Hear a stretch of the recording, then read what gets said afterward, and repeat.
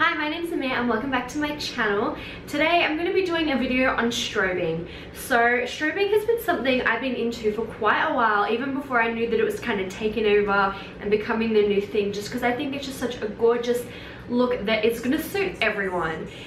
So basically what strobing is highlighting. So like strobing, you know, think of the lights flashing.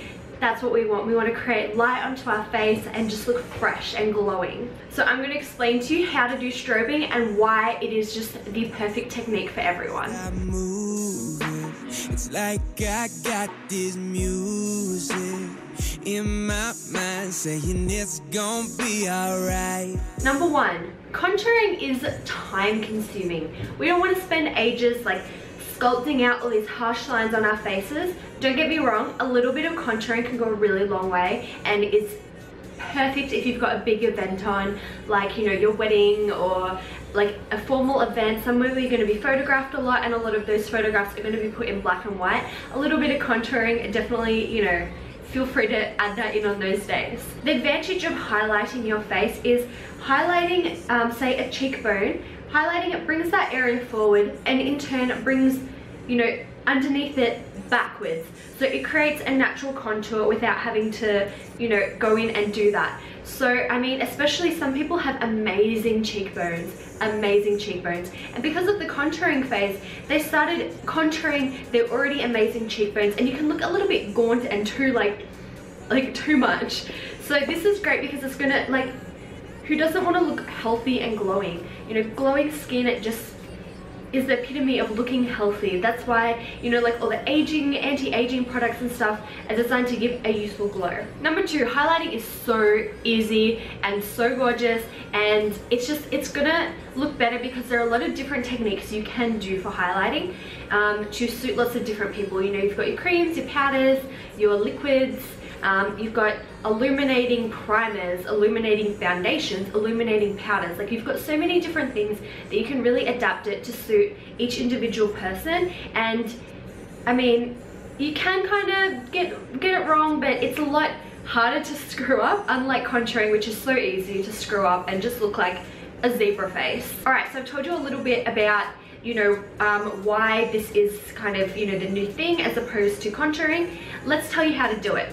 First up, you want to start with an illuminating primer. That's going to give you a glow all over your face. Now, you don't have to put this everywhere. I didn't put it on my nose or anything because I've got quite big pores there. I didn't want to draw attention to them, but I do want the rest of my face to be quite glowing. Next step is I mixed an illuminating foundation with an illuminating liquid product. Now, you don't have to do both of these. You can just use you know, like a normal foundation and mix it with an illuminator, or just a normal illuminating foundation. You don't have to do all the extra steps, but I just wanted to show you this really glowing look, and just, you know, you can see kind of why I like this as opposed to, you know, the kind of overdone flat intense looks that just are a lot harsher on people, especially in everyday life. When it comes to applying your foundation, I find that a wet sponge is just amazing because it stops you from putting on too much product and looking too heavy, because I find that this strobing technique just is about looking like a glowing, healthy, enhanced version of yourself,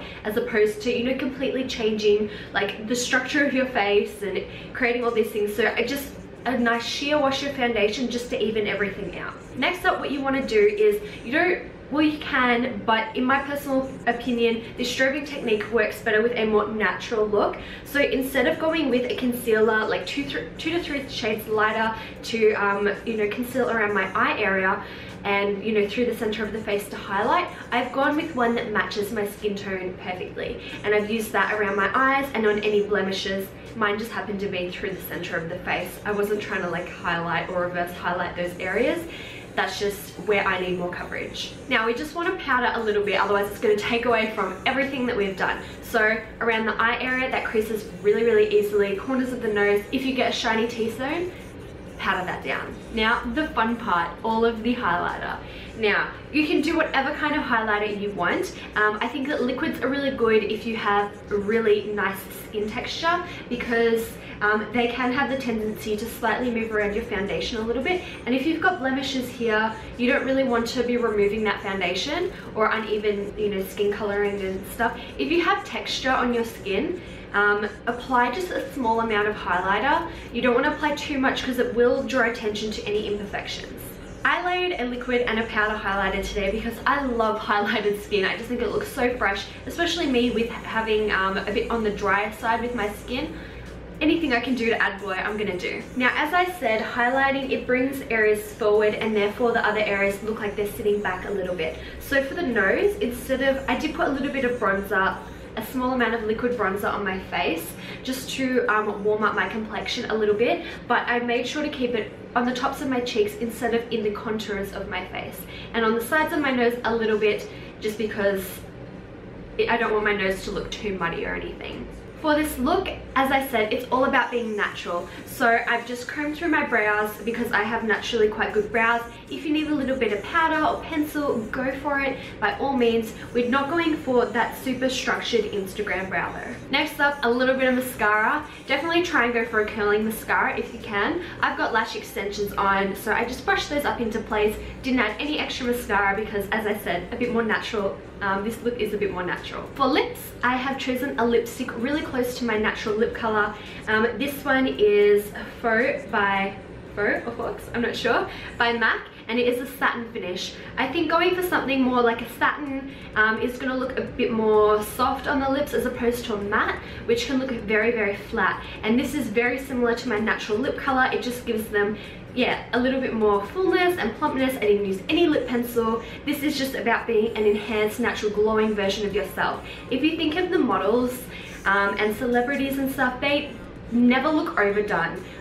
Some of them do look overdone, but most of them don't look too overdone. I mean, you've got your more like, say, Kim Kardashians and stuff who are very, very full on with their makeup. But if you think about a lot of them, like say Keira Knightley, Scarlett Johansson, Kate Winslet, like all of them, they have that very just like natural, glowing, gorgeous look. You know, sometimes they might go for like a bold liner or something, or like a dark smoky eye, but generally like everything is soft. Now, I did do a video quite recently on how to achieve a dewy foundation and skin look. I will link that here and also below. I go more into depth on everything and, you know, kind of talk you through everything as I'm going. So go check that out if you're into this strobing technique. I know I definitely am. It's definitely just such a fresh look that's just gonna look youthful on people and just be really nice and flattering. I give more tips in that video onto how to adapt it to yourself and your skin tone and skin type and everything, so go check that one out. I hope that you've enjoyed today's video and learnt something new, and you can see why we're leaving contouring behind and moving on to this glowing, radiant, healthy looking foundation and face, and just being a bit lighter with everything instead of, you know, having to always do like the intense under eye highlights and the overlining of the lips. Don't get me wrong, I love overlining my lips, but you know, sometimes we don't need to do every step, and I think that this is just a really fresh look. As I said, it's going to suit everyone. Let me know what you think below. Give this video a thumbs up if you enjoyed it, and don't forget to subscribe to my channel. I'll see you all in my next video. Bye!